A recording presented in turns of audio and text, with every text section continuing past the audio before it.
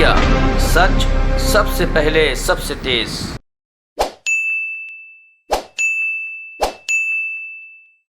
मित्रों नमस्कार। अपने बीच भारतीय जनता पार्टी के माननीय राष्ट्रीय प्रवक्ता पूर्व सांसद जफर इस्लाम जी आपको संबोधित करेंगे। हमारे भारतीय जनता पार्टी के वरिष्ठ नेता और सांसद सौमित्र खान जी संबोधित करेंगे। भारतीय जनता पार्टी के वरिष्ठ नेता चिंतक और बंगाल में निरंतर संघर्ष करने वाले डॉक्टर अनिर्बान गांगुली जी आपको संबोधित करेंगे। तो पहले मेरा निवेदन है माननीय जफर इस्लाम जी से कि बंगाल की उस दुर्भाग्यपूर्ण घटना के लिए संबोधित करें। धन्यवाद मयूर जी। आप सभी प्रेस बंधुओं का स्वागत है इस प्रेस वार्ता में।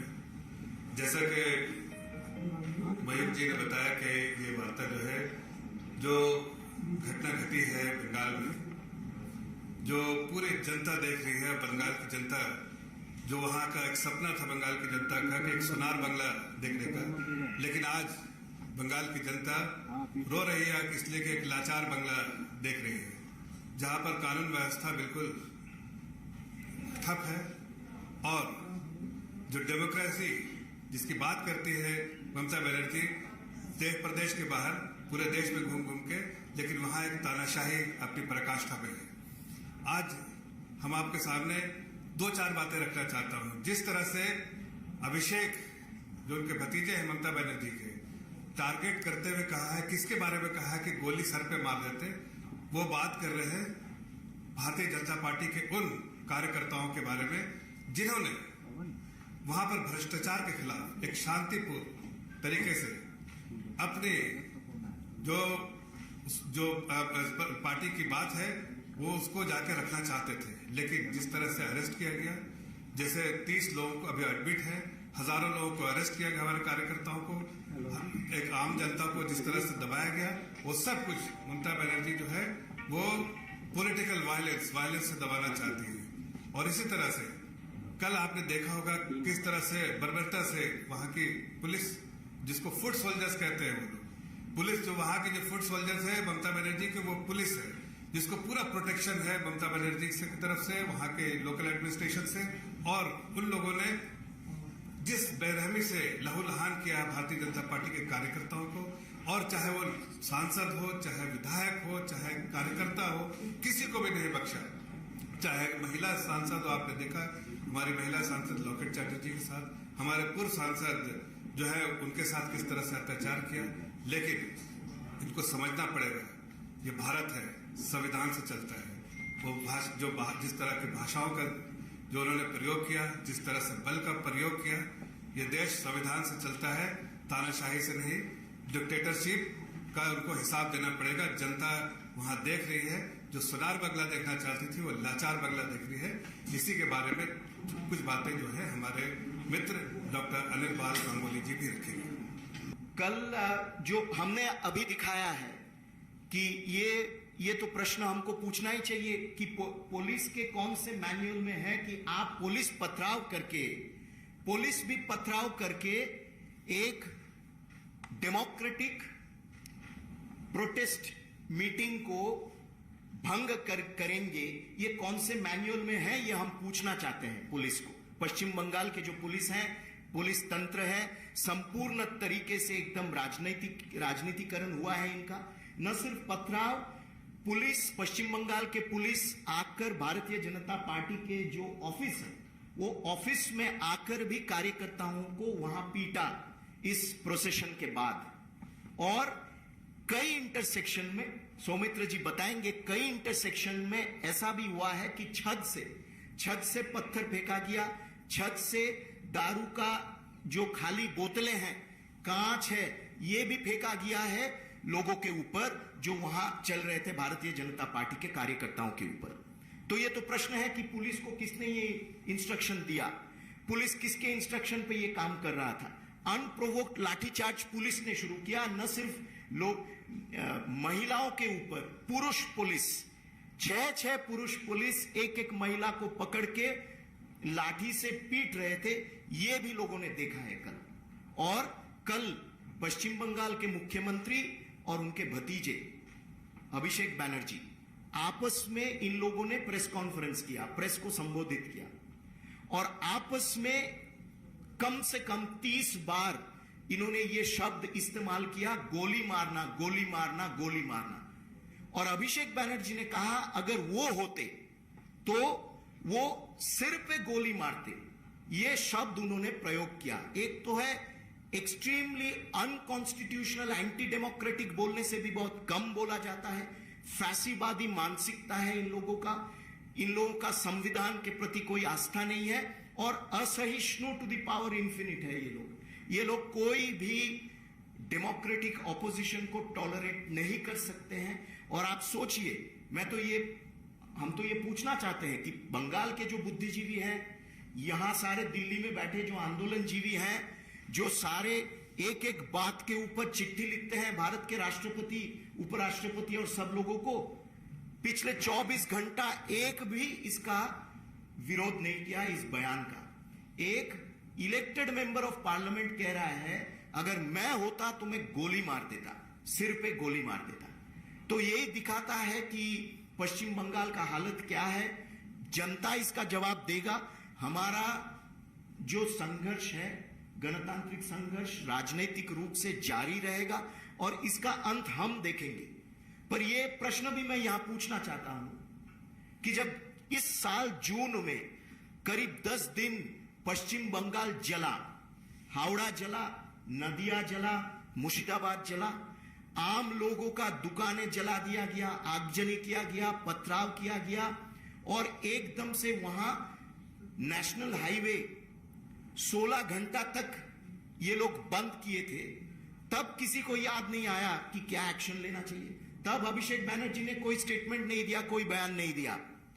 कालिया चौक आप लोगों को याद होगा कि एक विशाल मॉब कालिया चक में 2016 में पुलिस स्टेशन को अटैक करके, ये सारे तस्वीरें ऑनलाइन अवेलेबल अभी भी हैं, पुलिस स्टेशन को अटैक करके कंप्लीटली पुलिस स्टेशन को इन लोगों ने डिस्ट्रॉय कर दिया था। तब अभिषेक बैनर्जी कहां थे? तब तो उनको नहीं लगा कि ऐसा करना चाहिए। या तो ये सिर पे गोली मारना पश्चिम बंगाल में only reserved for BJP workers, BJP as a party and BJP members या बीजेपी समर्थकों के लिए। ये है पश्चिम बंगाल का परिस्थिति। इसलिए हम लोगों ने ये विषय यहां उठाया और मैं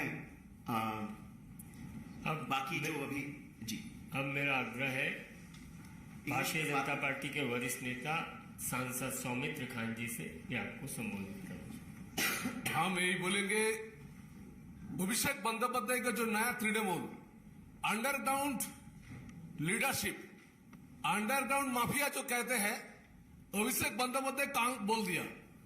अभिषेक Bandopadhyay is a underground mafia with coal scam, with cow smuggling, सब कुछ लेके, इसलिए वो बोल रहा था गोली मारो।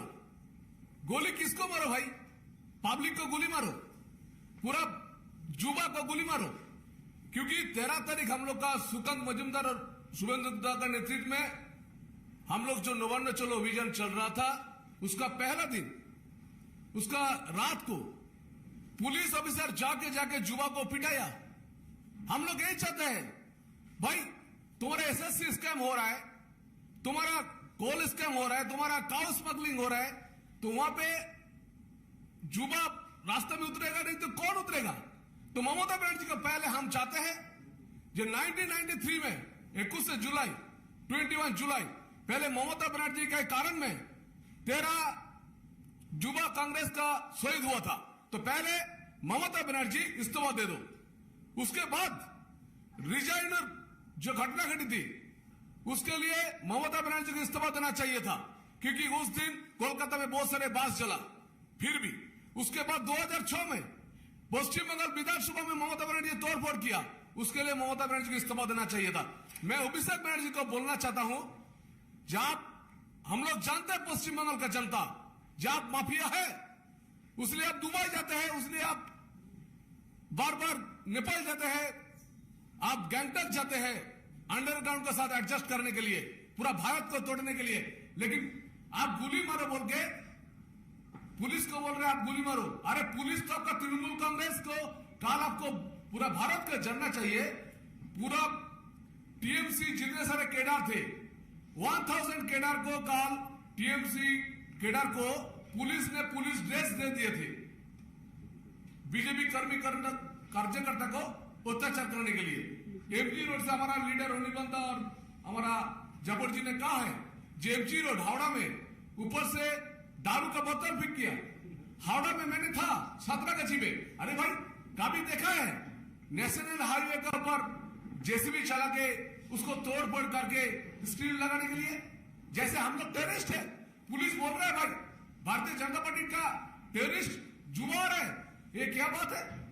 तो आज जो घटना घटी तृणमूल कांग्रेस ने शुभेंदु दा के ऊपर और सुकांत दा के ऊपर अटैक करने वाले थे।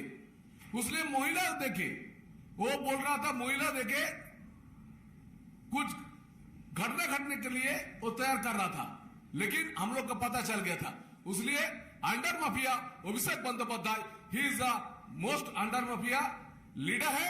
उसलिए दुबई जाता है, वो चाहते हैं पूरा बंगाल को खत्म करने के लिए। जो ममता बनर्जी 10 साल में हमारा पूरा बंगाल को पीछे कर दिया, एसएससी जो एग्जाम था वो भी पीछे कर दिया, सब कुछ खत्म कर दिया, पूरा भारत का मिलती है। चलिए रास्ता नमिए, ममता बनर्जी का 100% झूठे बात बोलती है। अब आपके जो भी प्रश्न हो डॉक्टर अनिर्बान गांगुली जी उनका जवाब देंगे।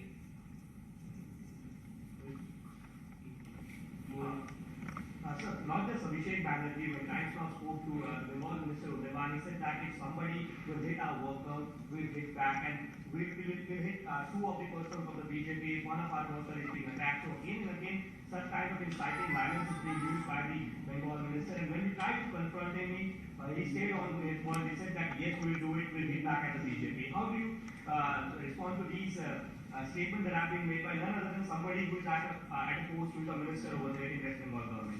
No, I mean, that's basically their training. I mean, they are made ministers because they can speak in that way in West Bengal.